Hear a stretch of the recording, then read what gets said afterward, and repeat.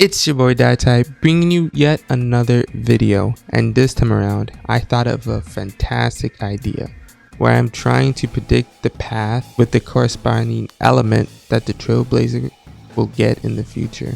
Although I will not be talking about the kits, just mainly their path, element, and weapon. So to get things out of the way, we already have destruction, which is tied to physical, and preservation, which is tied to fire.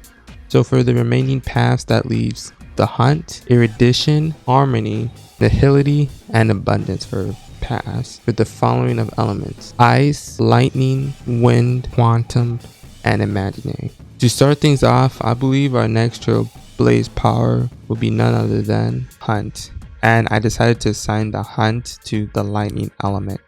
Of course, I believe that our Trailblazer will have a ranged weapon alongside of this hunt path, because as of right now, none other path of the hunt characters have a ranged weapon. So I believe for the most part the Trailblazer will be different from the other counterparts within each of their paths. I also feel like the element and the hunt combination is really good as well, because none of the other lightning characters fall under the hunt. We have 2 erudition, 1 harmony, and then 1 abundance, so we are still missing the single target DPS landlord, and I feel like the Trailblazer will be just that. I believe right after the hunt path, I strongly believe we'll be finally getting our path of erudition, and I decided to pair the erudition with the wind element, because as of right now, wind is one of the couple elements that we are underrepresented in, as in we only have 3 wind characters right now, as well as each of them are being in a different path. So I decided to continue with this trend, with Broner holding in harmony, Shampoo is nihility, and then Dan being hunt. That leaves destruction, abundance, preservation, erudition, and 2 of them are already crossed out because we already have that for the Trailblazer, which then leaves us in a 50-50 in my mind, which I think having an erudition character for wind will just be cool. However, I feel like their weapons will be melee centric, either it being tonfas or actual claws. Then after that, I believe we are going to be getting our quantum Trailblazer. I am really torn between abundance and harmony, but after thinking about it a little bit, I decided to sprinkle in my own little bias. I'll be honest, I really want to see a quantum healer, because as someone who's going to be making a quantum mono team, I mean eventually I would like to have a healer as well on my team. So I made the executive decision and I'm locking it in.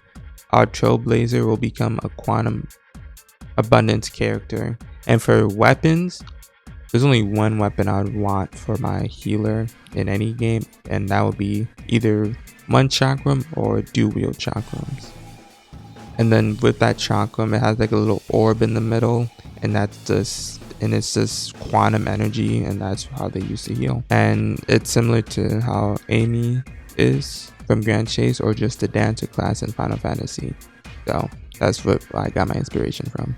Then the next one up on the list, the one that I kind of would low-key am the most interested in, would be ice and nihility. The weapon for the ice nihility, hear me out, like imagine Weiss from Ruby, and you can like cycle between your different debuffs with your skill action key.